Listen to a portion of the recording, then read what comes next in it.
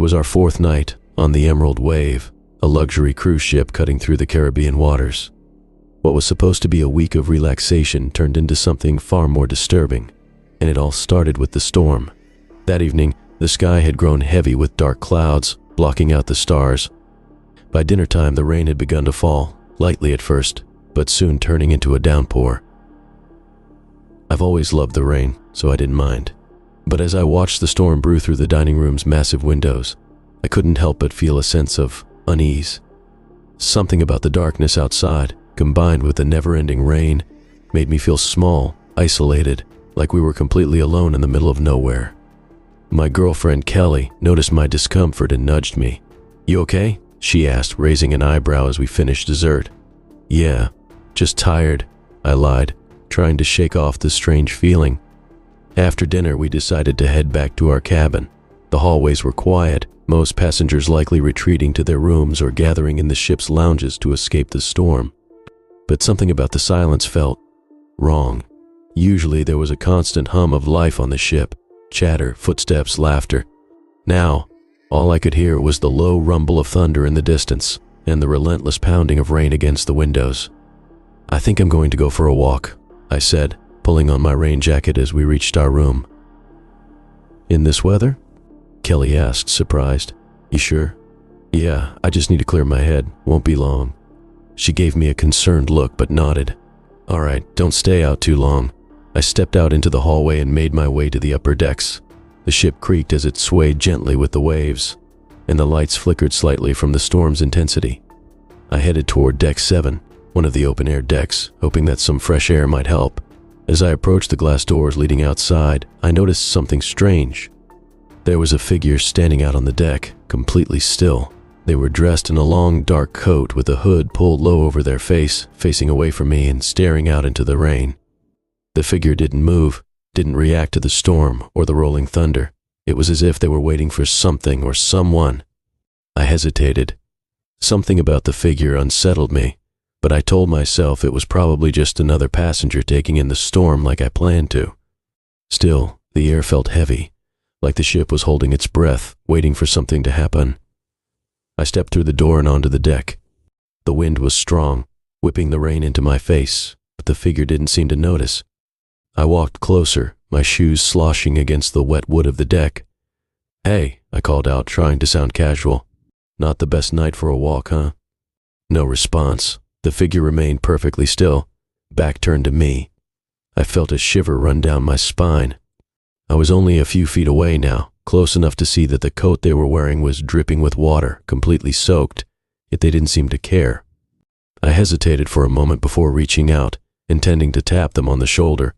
Just as my hand was about to make contact, the figure moved. Slowly they turned to face me, but what I saw made my blood run cold. The hood slipped back slightly, revealing a pale, waterlogged face. Their eyes were wide but blank, lifeless, as if they weren't seeing me at all. Water streamed from their nose and mouth, like they had just been pulled from the depths of the ocean. But what really terrified me was the expression, or rather, the lack of one. There was no emotion on their face, no recognition that I was standing there, inches away. I stumbled back, nearly slipping on the wet deck. "Are you okay?" I stammered, my heart racing. The figure didn't respond. Instead, they turned back toward the railing, their movements slow and deliberate, like they were underwater. Without warning, they climbed onto the railing, balancing precariously above the dark, churning ocean. "Hey, stop!" I shouted, rushing forward. But before I could reach them, the figure stepped off the railing and vanished into the stormy Black Sea below. For a moment I stood there, frozen in disbelief. My mind raced. Had I just watched someone jump? My hands were trembling as I looked over the edge, but there was nothing. Just darkness. No sign of the figure, no splash, no struggle. I ran back toward the doors, my breath coming in short, panicked gasps. I needed to find someone, tell them what had just happened. But as I reached the entrance to the deck, I stopped dead in my tracks. Standing in the doorway, blocking my exit, was another figure. This one was smaller, dressed in the same dripping wet clothing, hood pulled low over their face. But I knew, even without seeing their face, that they were looking at me. My pulse pounded in my ears. I stepped back, unsure of what to do. What do you want?" I asked, my voice barely above a whisper. The figure tilted their head slightly, as if considering my question. Then, without a word, they began to walk toward me. Their steps were slow, deliberate, but there was something wrong about the way they moved, too stiff, too mechanical. I backed up, my heart hammering in my chest, but I was trapped. The railing was behind me, the ocean below. The figure kept coming, closing the distance between us. I tried to shout for help, but my voice caught in my throat. Suddenly there was a flash of lightning, illuminating the deck for a brief second, and in that moment I saw something that made my stomach drop. There were more of them, dozens of figures, standing in the rain, scattered across the deck. All of them dressed in those same waterlogged clothes, all of them facing me with their hollow, lifeless eyes. I spun around, desperate to find an escape, but there was no way out. The figures were everywhere now, surrounding me. They moved closer, their soaked clothing clinging to their pale, dead skin, their faces twisted into eerie expressions of indifference. Just as the closest figure reached out a hand toward me, I heard a voice, faint, almost drowned out by the storm. "Help, Uwas." I froze, my mind racing. The voice wasn't coming from the figures, it was coming from behind them, from the darkness of the ocean. "Help, Uwas," the voice repeated, growing louder. I peered over the railing, and my heart nearly stopped. In the water below, I saw them, faces pale and bloated, just beneath the surface of the waves. They stared up at me with empty eyes, mouths moving in silent pleas for help. Suddenly, it all clicked. These weren't passengers. They were something else, something from the deep, something that should have stayed in the ocean. With a surge of adrenaline, I pushed past the nearest figure and bolted toward the door. I didn't look back as I ran, my feet slipping on the slick deck. I burst through the doors and slammed them shut behind me, gasping for breath. When I looked out through the glass, the deck was empty. The figures, the faces in the water, gone. It was as if they had never been there. I staggered back to my cabin, drenched in rain and sweat, barely able to breathe. Kelly was already asleep, oblivious to what had just happened. I didn't wake her. Instead, I sat there in the dark, trying to convince myself that it was all a nightmare, a hallucination brought on by the storm. But deep down, I knew the truth. The next morning, I reported what I saw to the ship's crew, but they dismissed it as stress or an overactive imagination. No one else had seen anything unusual that night. But I'll never forget the look on the captain's face when I mentioned the figures, the waterlogged clothes, the pale faces. He didn't say anything. But the way his eyes darkened, the way he quickly changed the subject, it was as if he knew. He knew exactly what I had seen, and he was too scared to admit it. We left the cruise early, disembarking at the next port. I never set foot on a ship again, because some things belong to the ocean, and they'll do anything to take you with them. The rain had been falling steadily for hours, turning the deck of the Ocean Spirit into a slick, shiny surface. Most of the passengers had retreated to their cabins or gathered in the bars and lounges for the evening, but I preferred the solitude of the storm.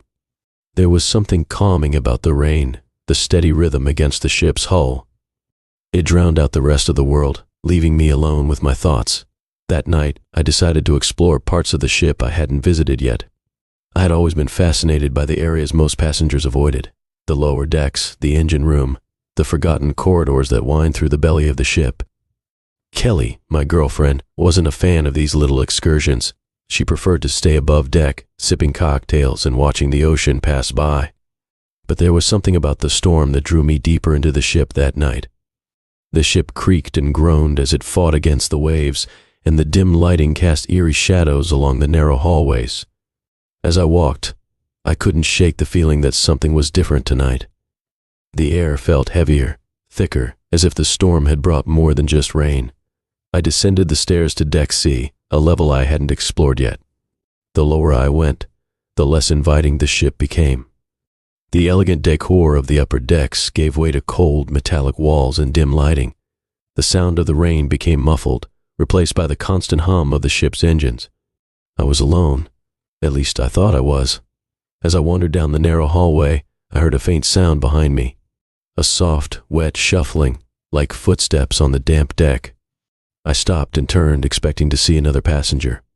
But the corridor was empty. The only sound was the low hum of the ship's machinery. I shook it off, telling myself it was just the ship settling in the storm, and continued on. The further I went, the more I felt that uneasy sensation creeping up my spine. The walls seemed to close in, the lights flickering slightly as if they were struggling to stay on. I quickened my pace, hoping to find something interesting to justify the creeping fear gnawing at the back of my mind. As I rounded a corner, I came across a door I hadn't noticed before. It was different from the others, old and worn, with no markings or labels. The metal was rusted, and the handle looked like it hadn't been used in years. Something about it drew me in, despite every instinct in my body telling me to turn around and go back. Without really thinking, I reached for the handle. It was cold to the touch, almost unnaturally so, and as I twisted it, the door creaked open with a sound that echoed down the hallway. Beyond the door was a narrow staircase, leading even further down into the bowels of the ship. A chill ran down my spine as I peered into the darkness, but something compelled me to keep going. The stairs were steep, and as I descended, the air grew colder and damper. The sound of the engines was louder now, almost deafening, but there was something else mixed in with the mechanical noise, a faint, rhythmic tapping. It was soft, barely audible over the hum of the ship, but it was there. I paused on the steps, listening. It was coming from below. I reached the bottom of the stairs and found myself in a dimly lit corridor. The walls here were older, covered in peeling paint and rusted metal. It was clear this part of the ship wasn't meant for passengers. As I moved forward, the tapping grew louder, more insistent, until it was echoing around me. My heart raced as I tried to pinpoint the source of the sound. Then I saw it. At the end of the corridor, there was a figure. It stood in the shadows, facing away from me, its head tilted slightly to the side. The tapping stopped. The air around me felt colder, the weight of it pressing down on my chest, making it hard to breathe. "Hello?" I called out, my voice trembling. The figure didn't move. It just stood there, completely still, as if it hadn't heard me.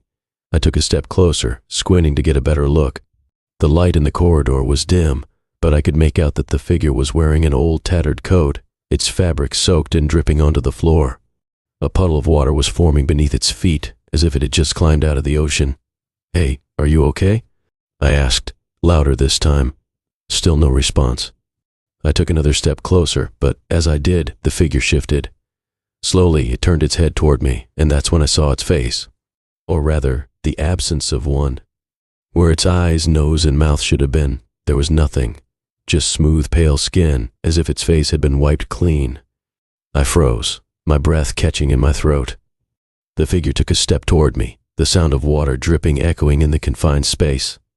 I backed up, my mind racing with panic. Before I could move, the figure lunged at me. I turned and ran, my heart pounding in my chest as I sprinted back toward the stairs. The tapping sound had returned, but now it was louder, faster, chasing after me as I ran. I didn't dare look back, my only goal to reach the upper decks. I burst through the door at the top of the stairs, slamming it shut behind me. The hallway was empty, and the sound of the storm returned, muffling the noise from below. I stood there, panting, trying to make sense of what had just happened. But there was no time to think. The tapping had started again, louder than before. It was coming from the other side of the door. Without hesitation, I ran. I didn't stop until I reached the upper decks, where the lights were bright and the sound of people talking and laughing filled the air. The normalcy of it all felt surreal after what I had just experienced. I found Kelly in one of the lounges, sipping a drink and chatting with some other passengers. "You okay?" she asked, noticing the look on my face. "I'm fine," I lied, trying to steady my breathing. That night, I couldn't sleep. Every time I closed my eyes, I saw the figure's face, or lack of one, looming over me. The tapping sound echoed in my ears, growing louder and louder until I felt like I was losing my mind. The next morning, I told Kelly about what had happened. She looked at me with concern, but she didn't seem to believe me. "You were probably just tired," she said. "Maybe it was a dream, but I knew what I had seen." And I wasn't the only one. Later that day, I overheard some of the crew talking. They mentioned Deck C, the old, unused parts of the ship. One of them, an older man with a weathered face, said something that sent a chill down my spine. "There's a reason we don't go down there anymore," he said, his voice low. "Some things are better left undisturbed." I didn't ask for more details. I didn't need to. Whatever I'd seen that night, it wasn't a dream. I had no intention of going back to find out more. As we left the ship at the end of the cruise, I couldn't shake the feeling that something was watching me, waiting for the moment when I'd be alone again. The rain had stopped, but the clouds still hung low over the horizon, a reminder of the storm I'd never forget. I had always been skeptical of taking a cruise. Being trapped on a massive floating city with thousands of strangers didn't appeal to me, but when my friends planned a week-long trip, I felt the pressure to join. They assured me it would be fun, plenty of food, drinks, and the open ocean. Besides, the tickets were discounted, and who can say no to a cheap vacation? The cruise ship was called the Odyssey, and it looked like something out of a luxury magazine. It was huge, with multiple decks, pools, restaurants, and even a theater. It felt more like a hotel than a boat. But something felt off the moment I stepped on board. Maybe it was the sheer size of the ship or the eerie sense of isolation that comes with being so far out at sea. But the atmosphere weighed heavily on me from the start. The first night was uneventful, spent exploring the ship and enjoying dinner with my friends. But as we neared the second night, strange things started happening. It began subtly, whispers in the hallways when no one was there, shadows moving just out of the corner of my eye. At first I chalked it up to fatigue or my overactive imagination, but by the third day, things escalated. We were set to sail through the Bermuda Triangle, a fact the cruise staff played up as a fun little dangerous adventure. But as soon as we entered that part of the ocean, the energy of the ship shifted. The lights flickered on and off, and the air felt heavy. My friends didn't seem to notice, too preoccupied with the endless buffet and poolside drinks, but I could feel something wasn't right. That night, I woke up in the middle of the night, drenched in sweat. My cabin was freezing cold despite having turned the thermostat up earlier. I tried to shake off the chill and drift back to sleep, but then I heard it. A faint, rhythmic knocking coming from the other side of the wall. At first I thought it was just someone in the next cabin over, maybe trying to hang something or tap the wall, but the noise grew louder. It was steady, like a heartbeat, and it didn't stop. Annoyed, I got out of bed and pressed my ear to the wall. "Can you keep it down?" I whispered, even though I wasn't sure why I was whispering. The knocking stopped immediately. I stood there holding my breath, waiting for a reply, but instead of a voice, there was silence. I tried to go back to sleep, but something gnawed at me. I felt like I was being watched. I rolled over in bed, staring up at the ceiling, telling myself it was just paranoia. Then I heard footsteps, slow, deliberate footsteps, just outside my cabin door. They weren't the hurried steps of a fellow passenger heading back to their room late at night. These were heavy, almost as if someone was dragging their feet across the hallway carpet. I sat up, straining to listen. The footsteps stopped right outside my door. My heart raced. Who would be wandering around this late at night? And why did they stop at my room? I hesitated, but something compelled me to get up and check. I opened the door cautiously, expecting to see a fellow guest, maybe lost or drunk. But the hallway was empty.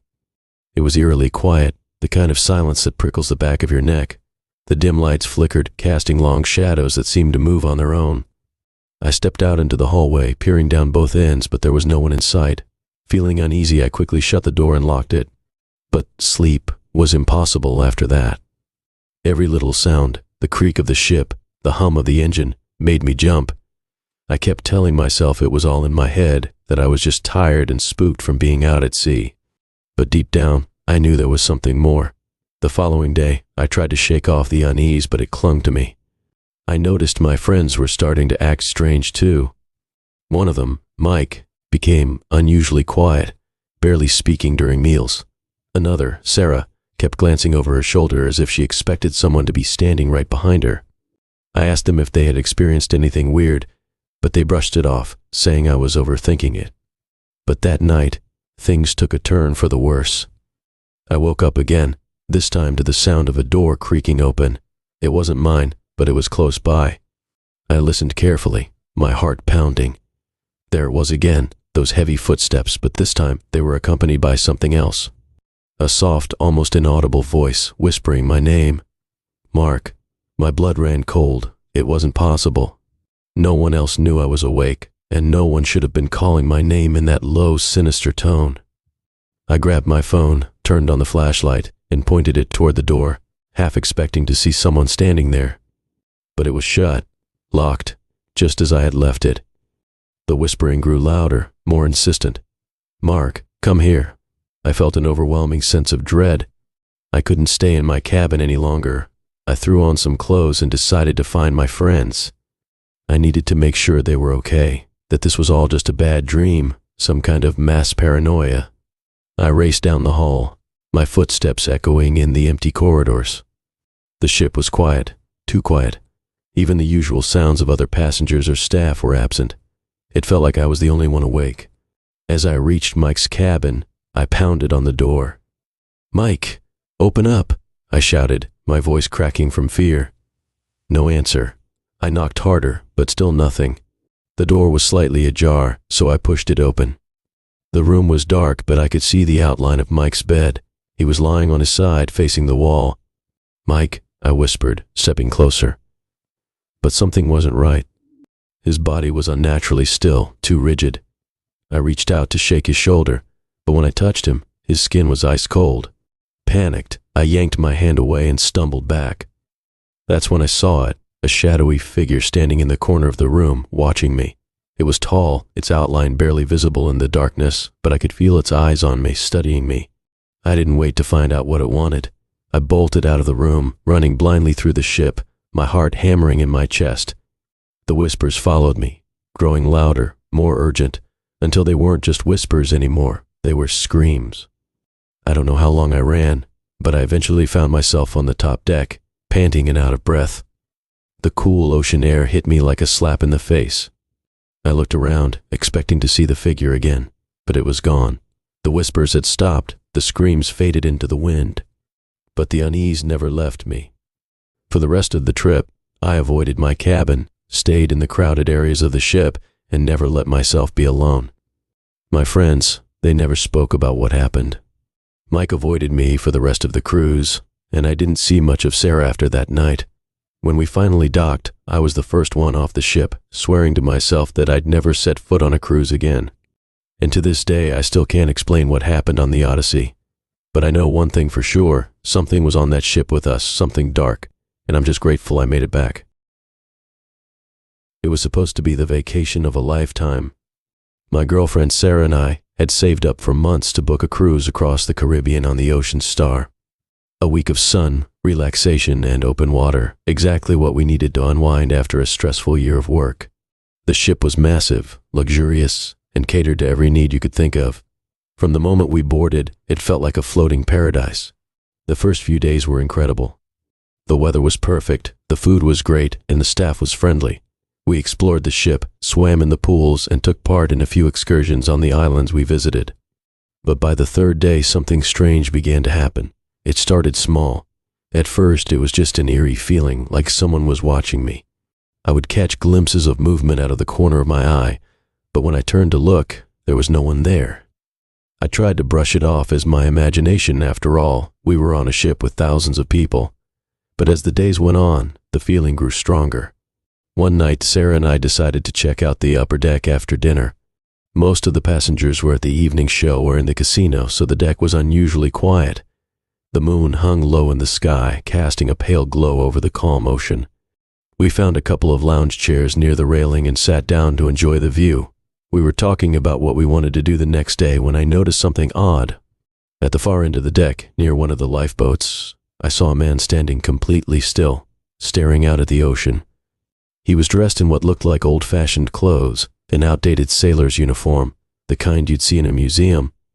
I squinted, trying to get a better look, but the dim lighting made it difficult to make out any details. "Hey Sarah, do you see that guy over there?" I asked, pointing toward the figure. She turned and looked in the direction I was pointing, but after a moment she frowned. "What are you talking about?" "There's no one there." My heart skipped a beat. "He's right there by the lifeboat." Sarah shook her head.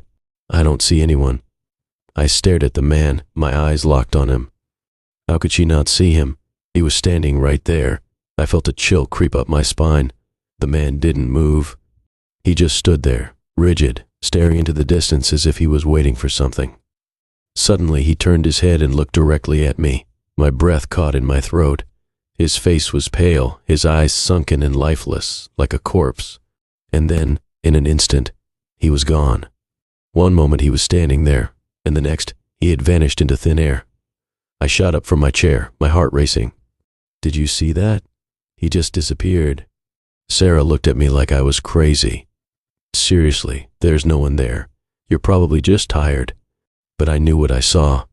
There had been a man, and now he was gone. I tried to shake it off, convincing myself it was just a trick of the light, or maybe my eyes playing tricks on me.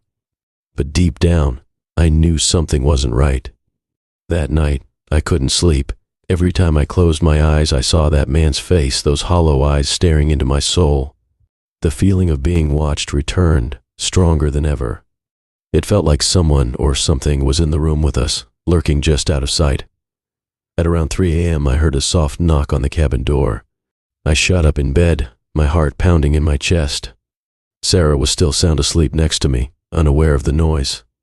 I waited, holding my breath, hoping I had imagined it. But then it came again. 3 slow, deliberate knocks. I crept out of bed and approached the door cautiously. "Who's there?" I whispered, my voice trembling. There was no response, just silence. Slowly I reached for the doorknob and opened the door a crack, peeking out into the hallway. It was empty. I stepped out into the hall, my heart racing. The lights flickered overhead, casting long shadows across the walls. The ship creaked and groaned as it moved through the water, but there was no one around. I was about to head back inside when I saw something out of the corner of my eye. At the far end of the hallway, near the emergency exit, stood the same man from the deck.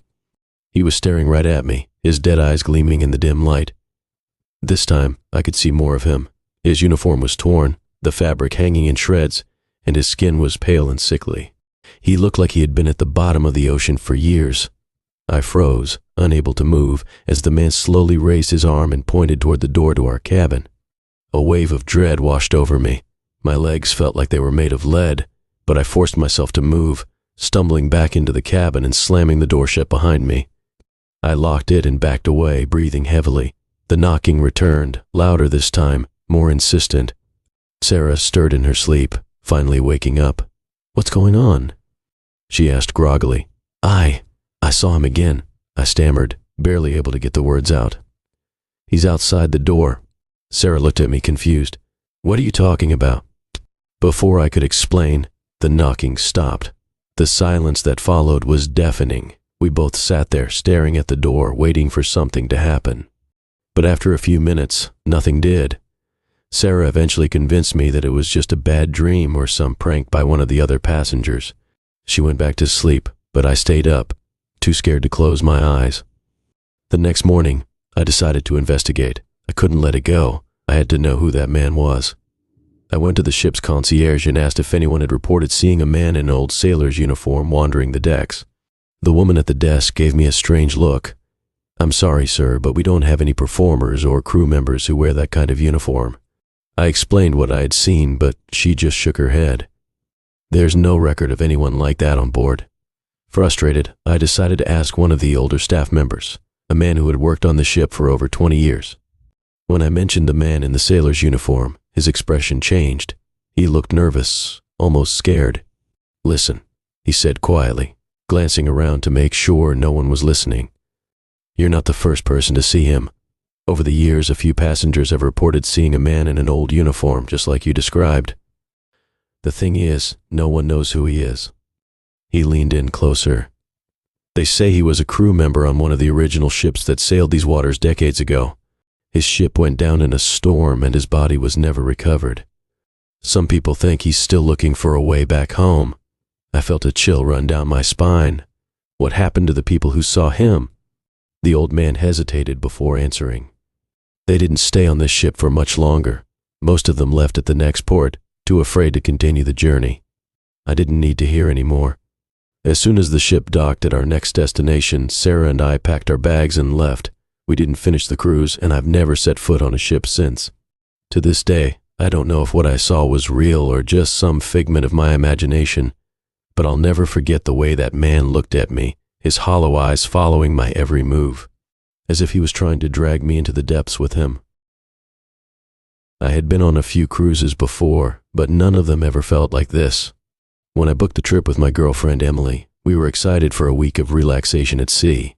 The ship, the Aurora, was a massive luxury liner filled with every amenity you could think of. Pools, theaters, restaurants, even an indoor skating rink. But from the moment we set sail, something felt off, and I couldn't shake the feeling that something bad was going to happen. The first couple of days went by without incident, but as we ventured farther into the open ocean, the mood on the ship changed. It wasn't anything you could pinpoint directly, just a feeling, like the air had gotten heavier, the sea darker. Emily noticed it too. She told me she kept having nightmares about someone or something following her. She brushed it off, saying it was just the strangeness of being out in the middle of the ocean, but I could tell it was bothering her. On the fourth night, we were at one of the ship's many bars, having a few drinks before heading back to our cabin. As we sat there, a man walked past us, dressed in what looked like old-fashioned cruise attire, like something out of the 1950s. He had a stiff posture, and his eyes were fixed straight ahead, not glancing at anyone around him. Something about him just felt wrong. I nudged Emily and nodded in his direction. "Check that guy out," I whispered. "Looks like he's stuck in a different era." Emily glanced over, her eyes narrowing. "Yeah, that's weird. Maybe it's a theme night?" I shrugged. "Maybe, but I haven't seen anyone else dressed like that." We watched as the man walked toward the door, disappearing into the hallway. Something compelled me to get up and follow him. I don't know why. Maybe it was curiosity, or maybe it was that strange feeling in the pit of my stomach. Either way, I found myself standing up and heading after him. "Where are you going?" Emily asked, confused. "I just want to see where that guy's going," I said. "I'll be right back." I walked out into the hallway, expecting to see the man, but it was empty. The corridor stretched out in both directions, dimly lit by flickering lights, but there was no sign of him. I stood there for a moment, wondering if I had just imagined the whole thing, when I heard footsteps, slow, deliberate, echoing from somewhere down the hall. I followed the sound, my curiosity getting the better of me. The hallway seemed to stretch on forever, the walls narrowing as I went deeper into the ship. The lights became dimmer, casting long shadows that seemed to move on their own. My footsteps echoed louder with each step, blending with the sound of the man's, though I still couldn't see him. Finally, I turned a corner and found myself in front of a door. It looked like any other cabin door, but something about it made my skin crawl. The number on the door was faded, barely legible, but it read 212. I had a sinking feeling that I shouldn't be there, that I should turn around and go back to Emily, but I couldn't shake the pull to open that door. I knocked, hesitantly at first, then louder when no one answered. No response. My hand reached for the doorknob before I could stop myself, and I twisted it slowly. The door creaked open, revealing a small, dimly lit cabin. The air inside was stale, like the room hadn't been touched in years. The bed was neatly made, the curtains drawn, but there was something else, something out of place. Sitting on the bed was a small suitcase, old and worn, with faded travel stickers plastered across it. Next to it was a pair of shoes, neatly placed at the foot of the bed, and a hat hanging from a hook on the wall. The room looked like it belonged to someone from another time, frozen in a different era. Then I noticed something that made my heart skip a beat. On the nightstand was a black and white photograph, framed in glass. It showed a young man in his early 30s, wearing the same old-fashioned cruise attire I'd seen earlier. He was smiling, but his eyes... There was something unsettling about his eyes. They looked vacant, hollow, like he wasn't really there. Suddenly, the door behind me slammed shut with a force that made the entire cabin shake. I spun around, my pulse racing, and rushed to the door, grabbing the handle. But it wouldn't budge. I yanked on it harder, panic rising in my chest, but it was stuck, locked, as if someone had bolted it from the outside. I banged on the door, shouting for help, but the walls seemed to absorb the sound. I was trapped. My heart pounded in my chest, and my breath came in short, ragged gasps. Then, out of the corner of my eye, I saw something move. I turned, and there he was, the man from the bar, standing in the corner of the room, his back to me. He hadn't been there when I entered the cabin, but now he stood perfectly still, like a statue. His shoulders were stiff, his arms at his sides, and his head hung low. "Who are you?" I whispered, my voice barely audible over the pounding of my heart. He didn't respond. He just stood there, motionless, as if he hadn't heard me. I wanted to run, to scream, but my legs felt like lead. Then slowly he began to turn his head toward me. I could feel my throat tighten as his eyes met mine, those same hollow, lifeless eyes from the photograph. I backed up against the door, frantically trying the handle again, but it still wouldn't open. The man stepped toward me, his movements slow and deliberate, like he was in no hurry at all. His mouth opened, but no words came out, just a low, guttural sound that sent chills down my spine. "Please," I begged, my voice shaking, "let me out." But he kept coming closer. His eyes never left mine, and that horrible sound grew louder, filling the room until it was all I could hear. I was trapped, helpless, with no way out. And then, as suddenly as it had started, it stopped. The man vanished. The room was silent again. I blinked, trying to make sense of what had just happened. My hand was still on the doorknob, and this time, when I turned it, the door opened easily. I stumbled out into the hallway, gasping for air, my heart still racing. The ship was quiet, the hallway empty, as if nothing had happened. I ran back to the bar where Emily was waiting and told her what had happened. She looked at me like I was crazy, but I could tell by the look in her eyes that she believed me. For the rest of the trip, I avoided that hallway, that cabin. But I couldn't shake the feeling that I wasn't the only one who had encountered something unnatural. On that ship, I overheard other passengers talking about strange sightings, unexplained noises, and missing people. When we finally docked, I was more than ready to get off that ship. But as we disembarked, I couldn't help but glance back at the looming structure of the Aurora towering above the dock. And there, on one of the top decks, I saw him again, the man in the old-fashioned suit, watching me from a distance. I haven't been on a cruise since, and I never will again. Because whatever that man was, whatever happened in cabin 212, I'm certain of one thing: the Aurora is cursed, and those who set foot on it might not come back. Cruises are supposed to be relaxing, a way to escape the stresses of life for a few days, floating across the open ocean with nothing but the sun and endless horizons.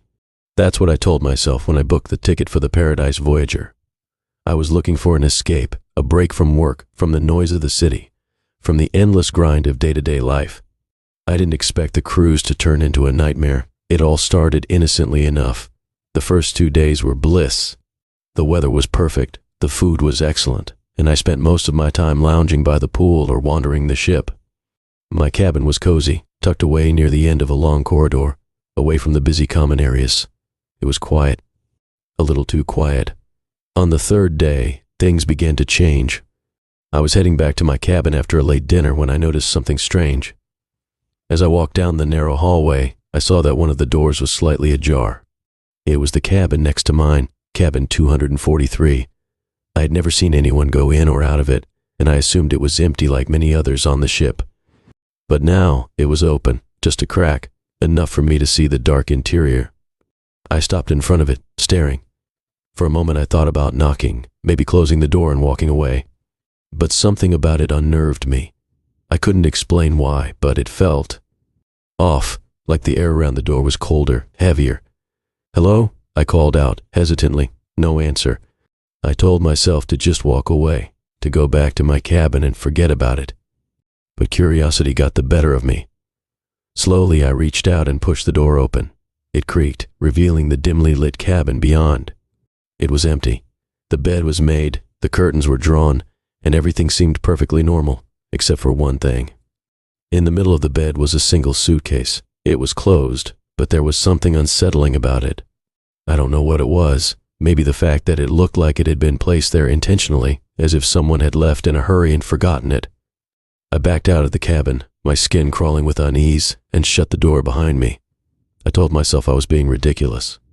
People leave things in their rooms all the time, right? Maybe they had just gone to dinner and would be back later. But that didn't stop the uneasy feeling that followed me back to my cabin. That night, I couldn't sleep.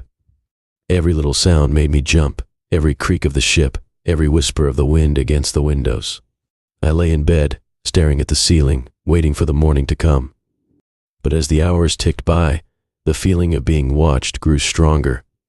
I couldn't shake the sense that something was wrong. The next morning I decided to ask one of the crew members about the cabin next door.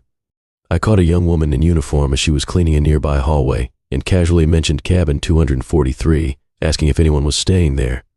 She gave me a puzzled look. Cabin 243, she asked, tilting her head. Yeah, I said, the one next to mine. I noticed the door was open last night, but I've never seen anyone come in or out. Her face paled slightly. Sir, that cabin is supposed to be empty. It's been closed off for repairs since the start of the cruise. A chill ran down my spine. But I saw a suitcase in there. The door was open. She shook her head. That's not possible. The room's been locked for D-days. I felt a cold wave of dread wash over me. I tried to rationalize it. Maybe someone on the crew had opened it for maintenance and left it unlocked by mistake. But deep down, I knew something was wrong. That night, I couldn't stop thinking about the cabin next door. I lay in bed, listening to the sound of the ship cutting through the water, the hum of the engines vibrating through the walls. The sense of being watched had returned, stronger than ever. Every time I closed my eyes, I could feel it, like someone was standing right outside my door, staring at it, waiting for me to fall asleep. Around 2 a.m. I heard it, the sound of a door creaking open. My heart raced as I sat up in bed, straining to listen. It came again, another creak, followed by the unmistakable sound of footsteps in the hallway. Soft, deliberate footsteps, getting closer and closer. I held my breath, my heart pounding in my chest, as the footsteps stopped right outside my door. I could hear breathing, slow, shallow breathing, just on the other side of the thin wooden barrier. My mind raced. Should I call for help? Should I get up and check? Then, as suddenly as it had started, the footsteps retreated. The breathing stopped, and I was left in silence. The next morning I was exhausted, my nerves frayed. I had barely slept, my mind racing with fear and confusion. I decided to go back to the cabin next door, convinced that I needed to know what was going on. I approached the door to cabin 243, my hand trembling as I reached for the handle. Locked. I stared at it in disbelief. There was no way. The door had been opened the night before. The suitcase, the empty room, everything. I knocked, just to be sure, but there was no answer. Later that day, I went to the ship's main office and asked to speak with someone in charge. I told them about cabin 243, about the open door, the suitcase, and the strange noises I had heard. The man at the desk listened patiently, then pulled up a manifest of the cabins. Sir, he said, glancing at the screen, no one has been assigned to cabin 243. It's been out of service for weeks. I stared at him, unable to believe what I was hearing. But I saw it. I saw the suitcase. I heard someone walking around last night. The man looked at me with a mixture of pity and concern. I'm sorry, but it's not possible. That cabin has been locked the entire time. I left the office feeling more unsettled than ever. I didn't know what to believe anymore. Was I losing my mind? Had I imagined it all? That night, as I lay in bed, I tried to push the thoughts out of my head. But as the hours passed, the familiar sense of unease returned. And then, just after midnight, I heard it again. The creak of a door. The slow, deliberate footsteps. This time, they didn't stop outside my door. They passed by, continuing down the hall, fading into the distance. I didn't get up. I didn't follow. I just lay there, frozen in fear, waiting for whatever was out there to come back. It never did. By the time the cruise ended, I was more than ready to leave the ship. As I stepped onto the dock, I glanced back at the Paradise Voyager, half expecting to see someone watching me from the deck. But there was nothing. Weeks later, I still couldn't shake the feeling that something had followed me home. Every creak of my apartment, every distant sound in the night, brought me back to that empty cabin and the suitcase on the bed. I've never been on a cruise since. I never really liked cruises. The whole idea of being stuck on a floating city in the middle of the ocean made me uneasy. But when my best friend Jared convinced me to join him on a week-long Caribbean cruise, I gave in. He had gotten an incredible deal on the tickets, and I figured I could use some relaxation. How wrong I was. The first couple of days were uneventful. We spent our time lounging by the pool, drinking cocktails and exploring the massive ship. The Elysian Majesty was everything you'd expect from a luxury cruise, a casino, multiple restaurants, entertainment shows, and endless views of the sea. It was all pretty normal, until we heard about Deck 13. It was on the third day of the cruise that we started noticing something strange. We were in the buffet area when Jared overheard a group of passengers whispering about a ghost deck on the ship. They mentioned Deck 13, a level that was supposedly closed off to passengers but still accessible if you knew where to look. Sounds like a load of crap, I said when Jared brought it up. But the idea intrigued him. He was always the adventurous type, always wanting to explore places where he wasn't supposed to be. We should check it out tonight, Jared said with a grin. Dude, I don't think that's a good idea. Come on, it'll be fun. What's the worst that could happen? That night, after a few drinks and some bad judgment, I found myself following Jared down a quiet hallway near the back of the ship. He had done some research, asking a few crew members and passengers about Deck 13. Most of them had just laughed it off or told him it didn't exist. But Jared, being as persistent as he was, had eventually found someone who confirmed its location. This way, Jared whispered, leading me to an old metal door with a small sign, authorized personnel only. There were no cameras, no crew members nearby. The hallway was eerily quiet. I hesitated. Are you sure about this?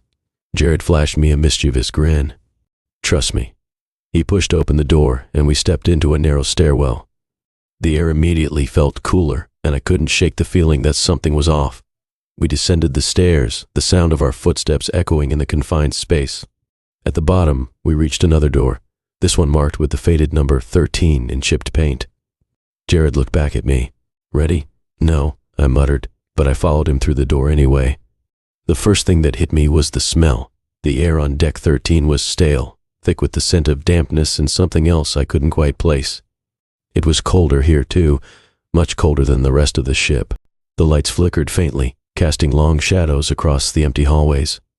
This place gives me the creeps, I said, my voice barely a whisper. Jared was undeterred. He wandered down the hall, peeking into rooms and empty cabins. I bet this is where they used to keep crew quarters or maybe storage for old stuff, he said. But I wasn't listening. I couldn't shake the feeling that we weren't alone. There was something wrong about this place. The silence felt oppressive, like the ship itself was holding its breath, waiting for something to happen. As we ventured deeper into Deck 13, we reached a long corridor lined with closed doors on either side. Jared, being his usual curious self, tried a few of the handles. Locked. But when he reached the third door on the left, it creaked open. Hey, check this out, Jared said, stepping inside. I followed him into the room, instantly regretting it.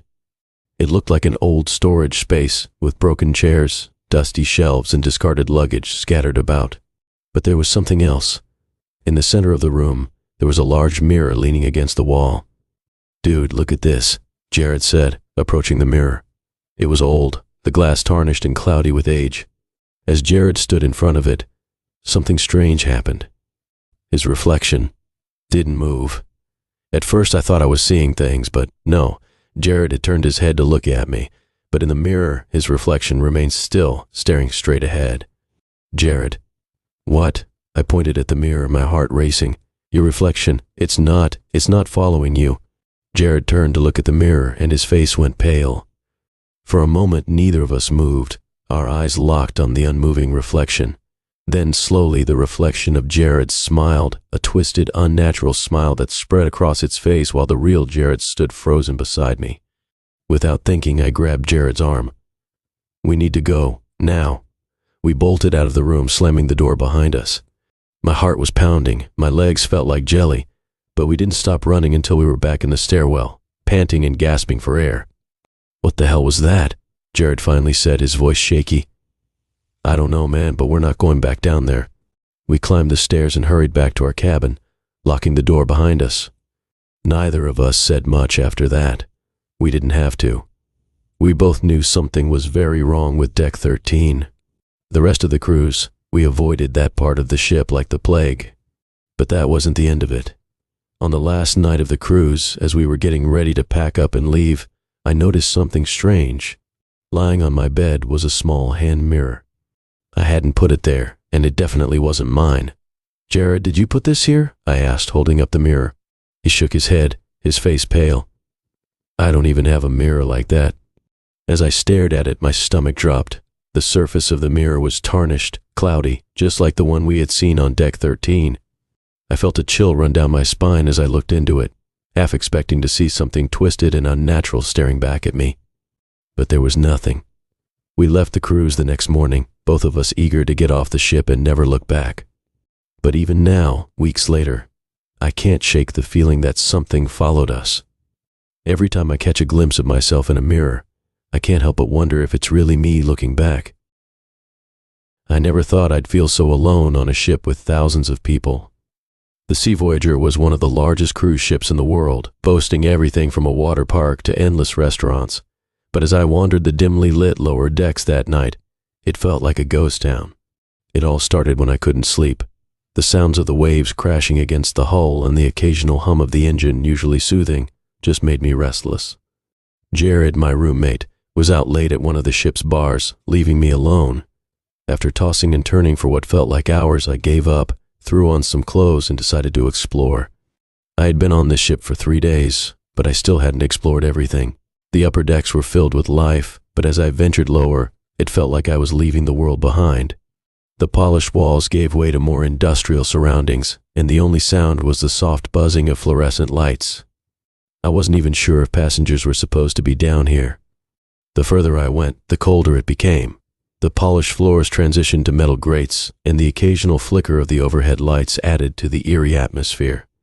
I figured I'd head back to the room, but a sign at the end of the hall caught my attention. It read, "Storage, restricted access." Most people would have turned back. I should have turned back, but something about that sign felt like a challenge. Jared always teased me for being the cautious one, the guy who always played it safe. This time, I wasn't going to be that guy. I approached the door, half expecting it to be locked, but to my surprise, it opened with a creak. I stepped inside, immediately hit with the damp, musty smell of something forgotten. The room was dark except for a single flickering light bulb hanging from the ceiling. Crates and metal shelves lined the walls, but it was the open space in the middle that unnerved me. It was like someone had deliberately cleared the area, leaving an empty void that felt wrong. The silence in the room was oppressive. No humming engines, no distant conversations, just the soft drip of water somewhere in the distance. I scanned the area, expecting to see nothing out of the ordinary, but then I noticed something strange on the floor, scratch marks. Long, deep gouges carved into the metal, as if something had been dragged across it. I wasn't alone. I backed toward the door, but before I could reach it, I heard a faint sound. It was so quiet at first I wasn't even sure if I had imagined it, a soft rhythmic tapping. It came from behind a stack of crates, and I froze. It was the kind of sound that didn't belong on a ship. I took a step forward, my breath shallow, and then I saw it. A figure, pale, hunched, moving ever so slightly in the shadows. I blinked, thinking maybe it was a trick of the light, but the shape didn't vanish. It seemed almost human, yet something about its posture was wrong. Too elongated, too thin. Its back was turned to me, but I could make out the faint outline of long limbs and an unnatural curve to its body. The tapping grew louder. I should have left. I should have run. But instead I whispered, "Hello?" The figure didn't respond. It just kept moving, slowly swaying, like it was aware of me but didn't care. Then, without warning, it turned. Its face, or what should have been its face, was featureless. Smooth, pale skin stretched over a head with no eyes, no nose, just a blank, terrifying canvas. I stumbled back, my legs almost giving out beneath me. It didn't move toward me. It didn't run or attack. It just watched, or at least it felt like it was watching, its head tilted slightly, as though considering what to do next. The tapping continued, but now it was coming from the walls, not just one place, but everywhere, growing louder and faster. The air felt heavy, thick with a presence that made my skin crawl. It was like the ship itself had come alive, its metal walls vibrating with some unseen force. I backed up slowly, keeping my eyes on the figure. It stayed rooted in place, but its head followed me as I reached for the door. Just as my fingers touched the handle, the tapping stopped. The silence returned, but it was worse now. It was the kind of silence that felt alive, like it was listening. I yanked the door open and bolted down the hallway, not daring to look back. The lights above flickered faster, almost like they were flashing warnings. I didn't care. I just wanted to get back to the upper decks, back to where people were, where normality existed. I reached the stairwell and burst through the door, my legs shaking as I raced up the steps two at a time. When I finally reached the main corridor, it was like stepping into a different world. The lights were bright, the air warmer, and the soft murmur of passengers in their rooms made everything feel real again. I stopped to catch my breath, leaning against the wall, trying to process what I had just seen. A few people passed by, glancing at me but not saying anything. I wanted to stop someone, tell them what I had seen, but what was I supposed to say? That there was a faceless figure lurking in the bowels of the ship? No one would believe me. I made my way back to the cabin, my hands still shaking as I fumbled with the key card. When I finally stepped inside, Jared was sprawled out on his bed, snoring loudly, oblivious to everything. I shut the door behind me and sat on the edge of my bed, my mind racing. I didn't sleep that night. Every creak of the ship, every distant sound, made me flinch. All I could think about was that figure in the storage room. What was it? Why was it down there? And most importantly, was it still there? The next morning, I tried to shake it off. I told myself it had been a trick of the light, that my mind had been playing games with me. But when we went down to breakfast, I overheard something that made my blood run cold. Two passengers sitting at the table next to us were talking in hushed voices. "Did you hear about that guy last night?" One of them said, "He went missing. They've been searching the lower decks all morning." I didn't stick around to hear the rest of the conversation. All I could think about was the figure in the storage room, waiting in the shadows, listening to the tapping that never stopped. And I knew, deep down, that it wasn't done. It was supposed to be the vacation of a lifetime. My girlfriend Sarah and I had saved up for months to book a cruise across the Caribbean on the Ocean Star. A week of sun, relaxation, and open water, exactly what we needed to unwind after a stressful year of work. The ship was massive, luxurious, and catered to every need you could think of. From the moment we boarded, it felt like a floating paradise. The first few days were incredible. The weather was perfect, the food was great, and the staff was friendly. We explored the ship, swam in the pools, and took part in a few excursions on the islands we visited. But by the third day, something strange began to happen. It started small. At first, it was just an eerie feeling, like someone was watching me. I would catch glimpses of movement out of the corner of my eye, but when I turned to look, there was no one there. I tried to brush it off as my imagination. After all, we were on a ship with thousands of people. But as the days went on, the feeling grew stronger. One night, Sarah and I decided to check out the upper deck after dinner. Most of the passengers were at the evening show or in the casino, so the deck was unusually quiet. The moon hung low in the sky, casting a pale glow over the calm ocean. We found a couple of lounge chairs near the railing and sat down to enjoy the view. We were talking about what we wanted to do the next day when I noticed something odd. At the far end of the deck, near one of the lifeboats, I saw a man standing completely still, staring out at the ocean.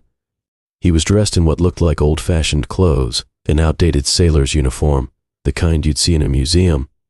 I squinted, trying to get a better look, but the dim lighting made it difficult to make out any details. "Hey Sarah, do you see that guy over there?" I asked, pointing toward the figure. She turned and looked in the direction I was pointing, but after a moment she frowned. "What are you talking about?" "There's no one there." My heart skipped a beat. "He's right there by the lifeboat." Sarah shook her head. "I don't see anyone." I stared at the man, my eyes locked on him. How could she not see him? He was standing right there. I felt a chill creep up my spine. The man didn't move. He just stood there, rigid, staring into the distance as if he was waiting for something. Suddenly he turned his head and looked directly at me. My breath caught in my throat. His face was pale, his eyes sunken and lifeless, like a corpse. And then, in an instant, he was gone. One moment he was standing there, and the next, he had vanished into thin air. I shot up from my chair, my heart racing. "Did you see that? He just disappeared." Sarah looked at me like I was crazy. "Seriously, there's no one there. You're probably just tired." But I knew what I saw. There had been a man, and now he was gone. I tried to shake it off, convincing myself it was just a trick of the light, or maybe my eyes playing tricks on me. But deep down, I knew something wasn't right. That night, I couldn't sleep. Every time I closed my eyes, I saw that man's face, those hollow eyes staring into my soul. The feeling of being watched returned, stronger than ever. It felt like someone or something was in the room with us, lurking just out of sight. At around 3 a.m., I heard a soft knock on the cabin door.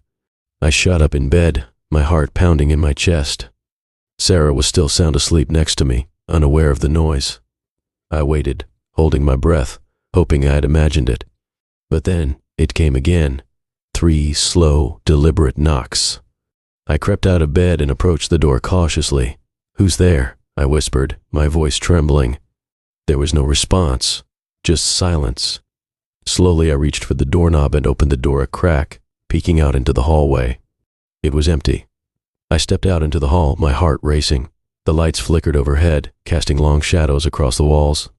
The ship creaked and groaned as it moved through the water, but there was no one around.